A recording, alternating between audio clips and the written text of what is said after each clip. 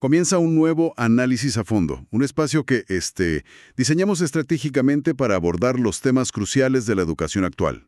Así es, y esta inmersión profunda está pensada de manera muy especial para todas las maestras y maestros en México que se encuentran en plena preparación para la promoción horizontal. Exacto, porque hay que reconocer una realidad innegable en nuestro país. La vida frente a grupo es, pues, intensísima. Totalmente. Intentar estudiar la teoría pedagógica después de haber calificado montañas de exámenes, planeado proyectos para toda la semana y lidiado con energía desbordante de un salón de clases, francamente, está en chino. Híjole, sí, es una labor titánica. Y justo por eso, la misión de este espacio es hacer el trabajo pesado y aligerar un poco esa carga. De eso se trata. Y hoy nos sumergimos en un texto que es fundamental, un verdadero pilar de la docencia. Hablamos del compendio Desarrollo del Niño y del Adolescente para Educadores, de la autora Judith L. Meese.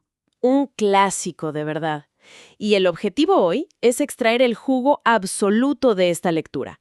No solo para mejorar la práctica en el aula, sino para identificar con precisión quirúrgica esos conceptos y palabras clave. Claro, esos conceptos que siempre aparecen como reactivos en las evaluaciones docentes. Queremos que la teoría cobre vida sin que esto se vuelva un proceso tedioso. Ajá, hacer que tenga sentido en la vida real. Ok, vamos a desglosar esto. El texto de Meese arranca poniendo sobre la mesa un problema súper cotidiano en las escuelas. Esta tendencia a tener expectativas poco realistas sobre los grupos. Fíjate que ese es un punto de partida vital. A veces se exige un nivel de análisis o de autocontrol que simplemente no corresponde a la etapa madurativa del estudiante, y es justo ahí donde radica la importancia de dominar las fases del desarrollo infantil. Exacto. Y la premisa central de Meese no es memorizar etapas evolutivas por el simple gusto académico, es utilizarlas como una herramienta táctica para adecuar la enseñanza al nivel real de cada estudiante. Porque el reto no es solo entender que un niño de primero de primaria procesa la información diferente a un adolescente de secundaria. No, el verdadero reto es comprender la inmensa variabilidad que convive dentro de una misma aula. El texto hace referencia a una investigación fascinante de Mary Lee Smith y Laurie Shepard sobre la madurez escolar. Ah, sí, el estudio sobre las creencias del profesorado, que las creencias subyacentes de los docentes sobre cómo se desarrollan los niños alteran radicalmente la dinámica del salón. O sea, si un docente cree fielmente que el aprendizaje es una cuestión de maduración pasiva y disciplina férrea, pues su forma de evaluar será súper punitiva ante el error. Claro, castiga el error. Así es. En cambio, quien comprende que el desarrollo es un proceso constructivo lleno de matices, crea un ambiente donde el error es visto como un peldaño más hacia el aprendizaje. Esa diferencia de enfoque cambia por completo la experiencia escolar. Y bueno, hablando de la experiencia escolar, el compendio da un golpe de realidad muy fuerte al analizar la escuela como contexto. Totalmente. Porque establece que, a la par de la familia, la escuela es uno de los agentes socializadores más potentes. Pero el texto no romantiza esta idea, para nada. Contrasta realidades brutalmente distintas. Las brechas de infraestructura. Exacto. Por un lado describe planteles que parecen sacados de una película, con tecnología, áreas verdes, recursos ilimitados.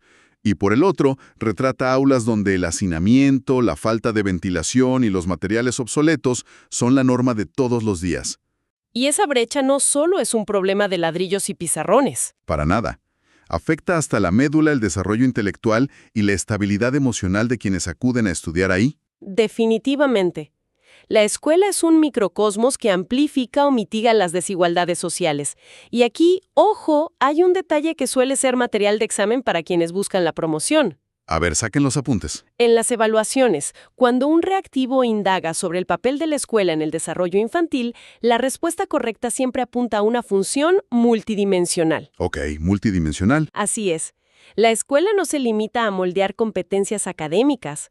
Moldea el sentido de competencia personal, la forma en que los alumnos resuelven conflictos y, sobre todo, su autoconcepto. Es la institución donde el niño define quién es frente al mundo. Ese concepto del yo frente al mundo es interesantísimo.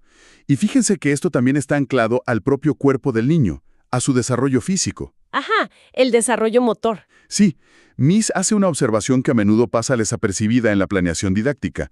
En la primaria, ese estirón acelerado que vemos en los preescolares, pues se estabiliza. Pero lo que toma un protagonismo absoluto es la motricidad fina. Las habilidades de precisión. Exacto. Acciones que un adulto hace en automático, como atarse las agujetas, abotonarse un suéter o escribir con letra de molde, requieren una coordinación neurológica inmensa para un niño de 6 o 7 años. Es un esfuerzo brutal para ellos. Y si se piensa bien, dominar el lápiz es lo que eventualmente libera espacio en la memoria de trabajo. Así el cerebro puede enfocarse en lo verdaderamente complejo, o sea, redactar una idea o resolver una suma. Es una excelente conexión. El desarrollo motor no está divorciado del desarrollo intelectual. Son engranajes del mismo motor. Cuando un alumno automatiza la escritura, su carga cognitiva disminuye, permitiéndole dar el salto al pensamiento abstracto. Y justo ese salto abstracto nos lleva al núcleo duro de la pedagogía moderna. Aquí es donde se pone realmente interesante, porque la lectura introduce a los dos gigantes indiscutibles del desarrollo cognoscitivo. Los pesos pesados. Así es, Jean Piaget y Lev Vygotsky. Históricamente siempre se presentan como rivales en los libros de texto, pero la realidad es que sus teorías revolucionaron para siempre lo que entendemos por dar clases. Sentaron las bases del constructivismo, aunque claro, desde trincheras diferentes. Comenzando con Piaget. Su revolución consistió en derribar la idea del niño como un recipiente vacío que el maestro debe llenar. El modelo tradicional. Exacto. Para Piaget, el niño es un científico en miniatura.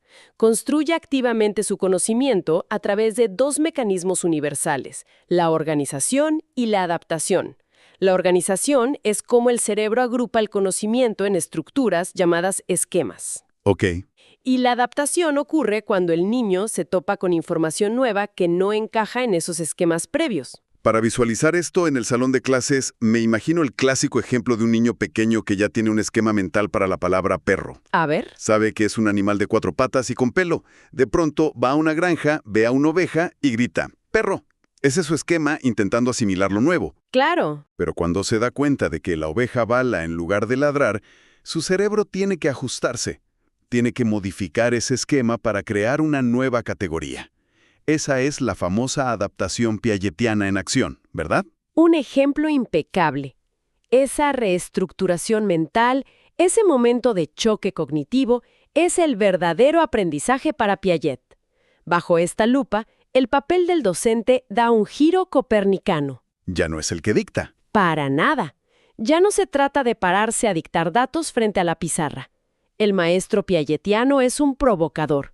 Es alguien que diseña situaciones que desafían los esquemas previos del alumno para obligarlo a adaptarse y evolucionar. Pero claro, luego sube Vygotsky al cuadrilátero y argumenta que esa construcción del conocimiento no ocurre en una burbuja individual. Exactamente. Para la teoría sociocultural de Vygotsky, la mente se moldea forzosamente a través de los demás. Funciones como la planeación o el análisis crítico no nacen dentro de la cabeza del niño por generación espontánea, nacen en el intercambio social y luego se interiorizan. La famosa co-construcción. Sí, el conocimiento se co-construye. Aunque leyendo esto surge una duda muy práctica para la realidad escolar mexicana. ¿Qué tan viable es ser este guía vigotskiano súper personalizado cuando tienes 40 alumnos en un salón de una escuela pública? Esa es la gran encrucijada de la práctica docente diaria. Lo fascinante aquí es que el andamiaje vigotskiano no depende exclusivamente de una interacción uno a uno entre maestro y alumno. Ah, ya. Los propios pares, los compañeros de clase, actúan como mediadores. La interacción social incluye el trabajo en equipo, el debate grupal y el uso de herramientas culturales compartidas. De hecho, el texto resalta una metodología específica, basada en Vygotsky, que aborda justo este reto colectivo. La enseñanza recíproca. Así es, el modelo de Palensar y Brown. Al leer sobre la enseñanza recíproca, me llamó muchísimo la atención cómo subvierte los roles tradicionales. Básicamente, obliga al estudiante a asumir el papel de maestro durante el análisis de un texto. Cambia toda la dinámica. Totalmente. Los alumnos y el docente se turnan para liderar el diálogo. Aplican estrategias como predecir lo que viene, formular preguntas críticas, aclarar dudas y resumir. Es como ver el andamiaje de Vygotsky en tiempo real. Porque el docente modela primero. Exacto. El adulto primero modela cómo hacer una pregunta profunda. Y luego, gradualmente, suelta las riendas para que el estudiante asuma el control. Es una co-construcción de significado puro. Y funciona maravillosamente para la comprensión lectora, porque hace visible el pensamiento. Ahora, hay que hacer una pausa estratégica para quienes están tomando apuntes para sus evaluaciones. Atención aquí. Porque aquí hay patrones muy claros. En los reactivos sobre desarrollo cognitivo, las palabras clave son la brújula. Si el planteamiento del examen menciona interacción social, origen cultural del pensamiento, coconstrucción, andamiaje o zona de desarrollo próximo, La respuesta es Vygotsky. indudablemente. Pero si el caso práctico habla de organización, adaptación, acomodación, esquemas o construcción activa e individual del conocimiento, la respuesta siempre será Piaget. Es una regla de oro. Un consejo invaluable para evitar confusiones en el examen. Y ya que tocamos el tema de la comprensión lectora y el análisis de textos, esto nos sirve de puente perfecto para abordar lo que Mises expone sobre la lectoescritura. Que es un tema súper debatido. Sí, porque la autora es muy crítica con la vieja escuela que enseña a leer y escribir como si fuera un ejercicio de decodificación robótica. Ya sabes, repitiendo sílabas sin sentido. Ma, me, mi, mo, mu. Planas y planas. Exacto. Ella argumenta que el aprendizaje del lenguaje debe estar inmerso en ambientes ricos en comunicación. Claro, el lenguaje pierde su propósito si se aísla de su función comunicativa. La alfabetización no es un acto mecánico, es un acto social y de significado. El texto menciona enfoques colaborativos como el taller de lectura y escritura de Nancy Atwell. Donde la prioridad es la colaboración. Sí, que los estudiantes sientan verdadera propiedad sobre sus textos, escriben para ser leídos por sus compañeros, reciben retroalimentación real y toman decisiones sobre su propio proceso. Además, para evaluar este enfoque se sugiere el uso de portafolios de evidencias. Como una evaluación formativa. Exacto. Autores como Valencia y Wolf proponen que la evaluación sea conjunta, donde el alumno participe en decidir qué trabajos demuestran mejor su avance. Esa participación le da al estudiante muchísimo poder sobre su propio aprendizaje. Sin embargo, y aquí hay que ser muy honestos, no todo es miel sobre hojuelas cuando hablamos del ambiente de aprendizaje en las escuelas. Tristemente no. Mises dedica un espacio muy duro y necesario al impacto del entorno socioeconómico.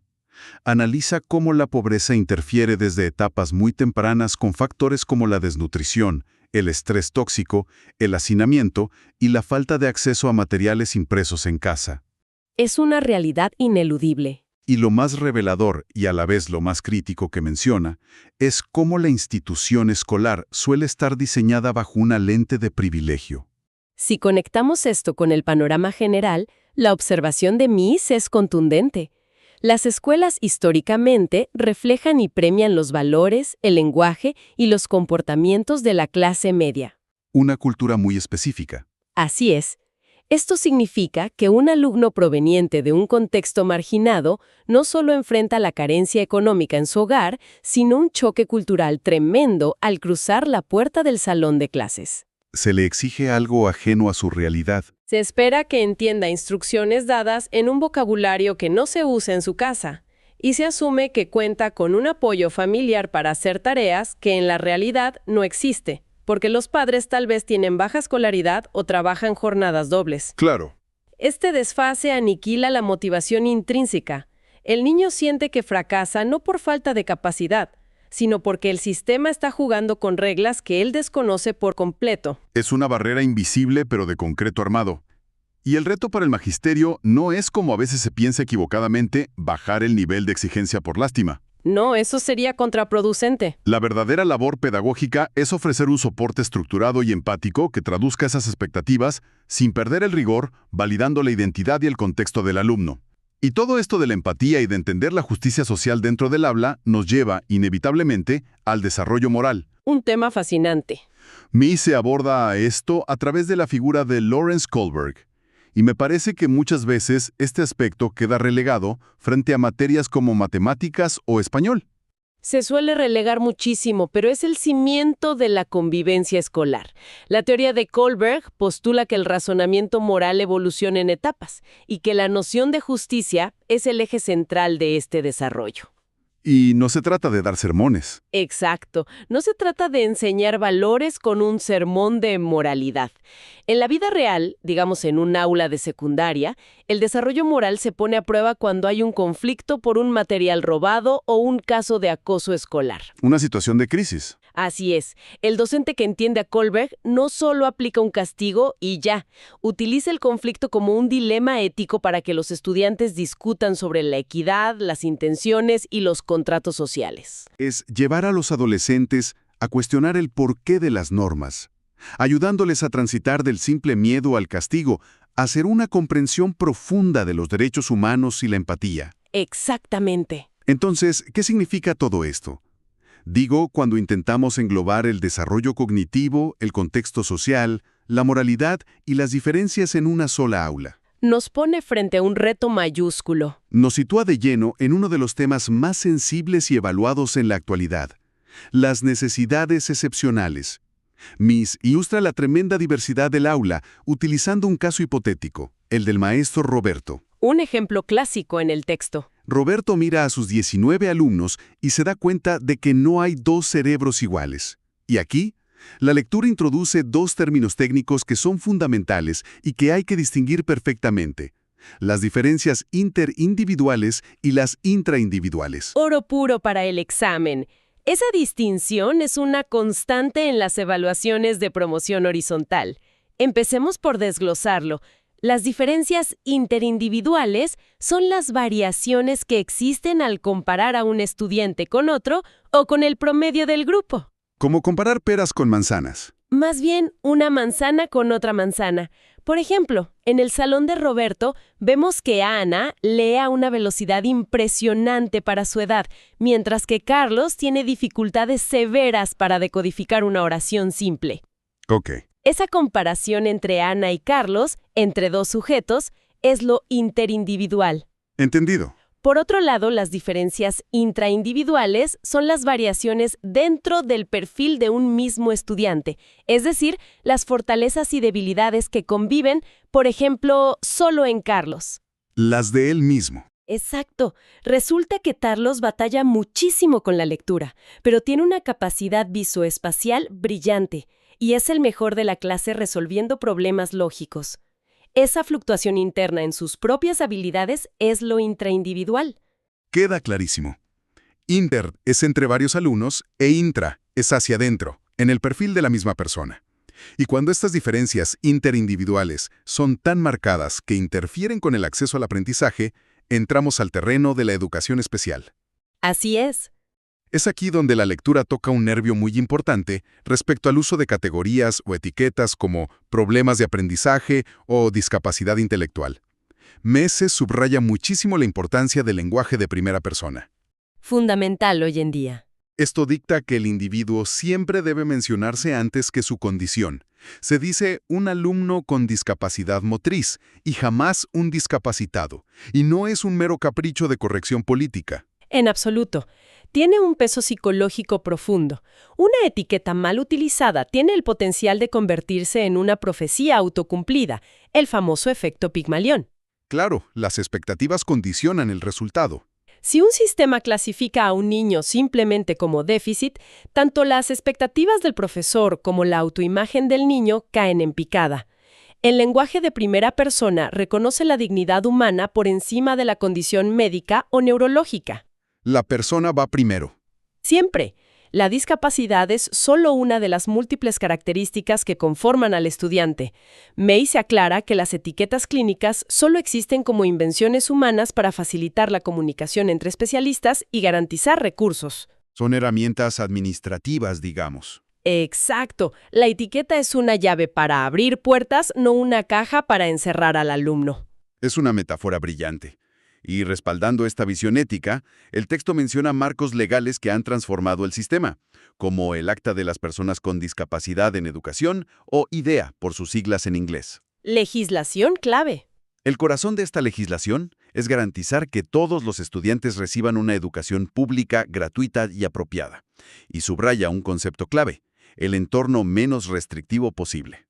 Ese concepto de entorno menos restrictivo es la piedra angular de la inclusión moderna, y es otro punto que hay que subrayar con marcatextos para las evaluaciones. A ver, ¿cómo lo aplican en los reactivos? En términos prácticos, PAE de examen, si se presenta un caso o un reactivo sobre cómo proceder ante un alumno con barreras para el aprendizaje, la opción correcta siempre será la que promueva agotar todos los recursos y ajustes razonables dentro del aula regular. O sea, la integración. Sí, se debe evitar cualquier respuesta que sugiera segregar, aislar en el rincón del salón o derivar automáticamente al estudiante a una institución de educación especial sin antes intentar integrarlo a la dinámica grupal. El maestro es el primer respondiente. El maestro de grupo es el arquitecto principal de la inclusión.